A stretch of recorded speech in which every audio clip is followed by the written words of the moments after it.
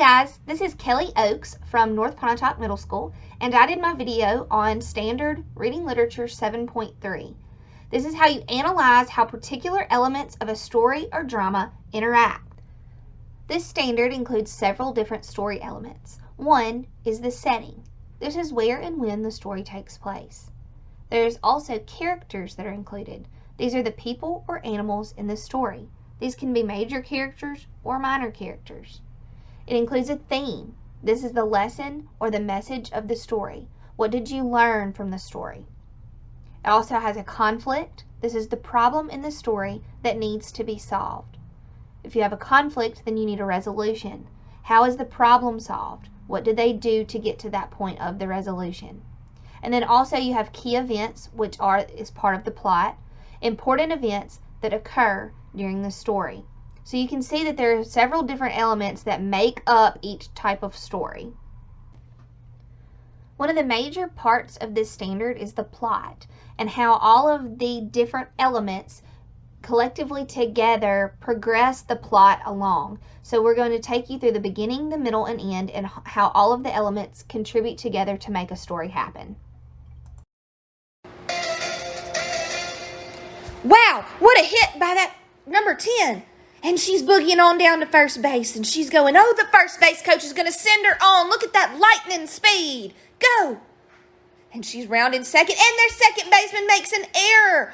But now, oh gosh, they're in a rundown. Here they go. Can she make it? Are they going to get her? Oh goodness, what a catch. Oh gosh, run her down. Oh no, the second baseman misses it again, and she goes on to third. Let's see if she can make it home, guys, and she's coming. Oh gosh, oh, that was a terrible throw, and the catcher has to come up, and she scores. What a game. Hey guys, I'm here to walk you through a plot diagram and how a story progresses. The first part, the beginning, is the exposition. The exposition gives the reader the beginning details of the story. Pretend you are standing in line for a roller coaster. You can see what it looks like, and you know what details you can expect. The exposition gives the background information and lets you in on the upcoming events. Many times in a story, this is where characters and the setting are introduced to help you when you go throughout the story. Okay, the next part of a story is the rising action. The rising action gives the reader a series of events that leads up to the climax. Imagine you just jumped on the roller coaster and it's taking you higher and higher. Your stomach has butterflies and the coaster is building suspense. The rising action builds suspense and the details inform the reader. So this is after the exposition, you start your rising action as it takes you on through different parts of the story that lead you up to the climax. The next part is the climax. The climax is the turning point of the story. This element allows the story to change. Imagine you're at the peak of the roller coaster and it slowly holds you at the edge before you start to free fall. So this is at the very highest point of the story is when we have the climax. This is what happens and it turns the story completely around so that we can start wrapping it up and head towards our resolution. We then have falling action. The falling action occurs after the climax. It is the series of events that lead to the resolution or the end of the story. Imagine you've completed every loop in the roller coaster and you're riding through the final part of the ride. Lastly, we have resolution. The resolution is the final part of the story. Imagine you have finished the roller coaster and you are ready to get off of the ride. The resolution is the conclusion. It is the end of the story. So after you have your exposition, which is the beginning, you have your rising action that includes the conflict with your character.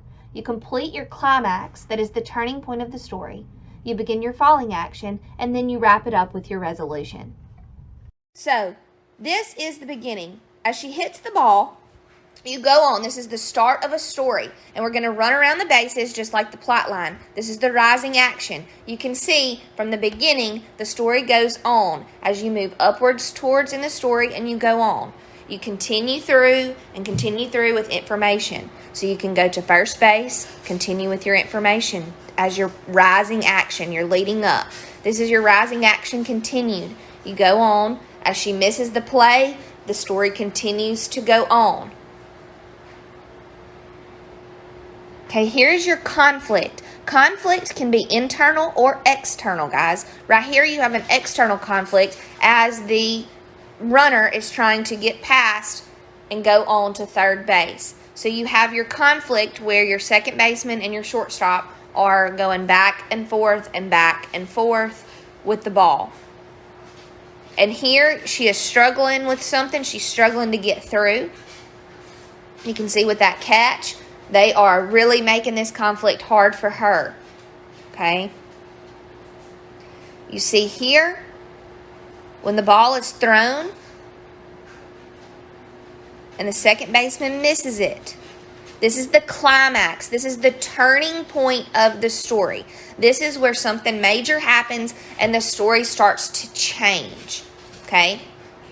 So you can see where the climax, this is the huge big thing that happens. And it has changed the whole thing. So your conflict was going on. Were they going to get her out? Were they going to make it to where the story stopped? But they didn't. With the miss by the second baseman, that's your climax. That turned the turning point of the story. So it continues to go on.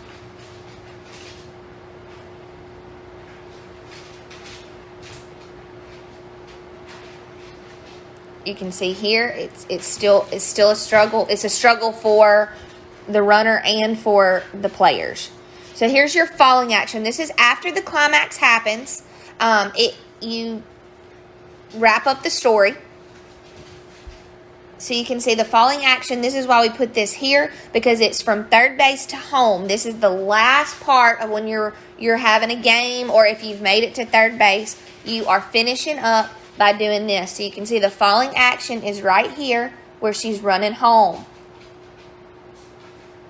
Then there's resolution. Resolution is when the story completely wraps up. This is the very end. This is your conclusion, guys. So your resolution is she touches home plate and she scores the winning run for the game.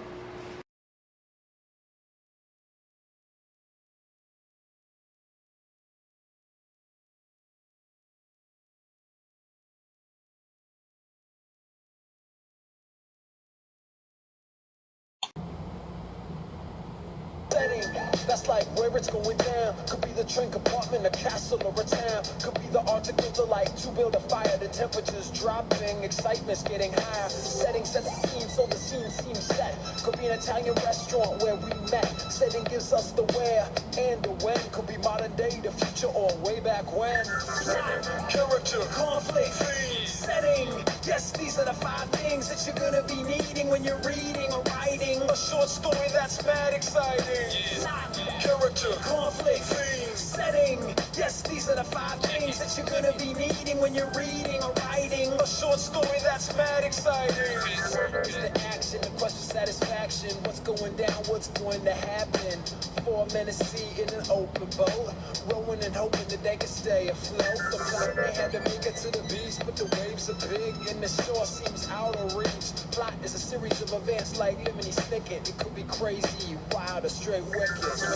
Character, conflict, theme, setting. Yes, these are the 5 things that you're gonna be needing when you're reading or writing a short story that's mad exciting. Character, conflict, theme, setting. Yes, these are the 5 things that you're gonna be needing when you're reading or writing a short story that's mad exciting. Knock, knock. Oh, it's the characters of people in the story who carry out the action.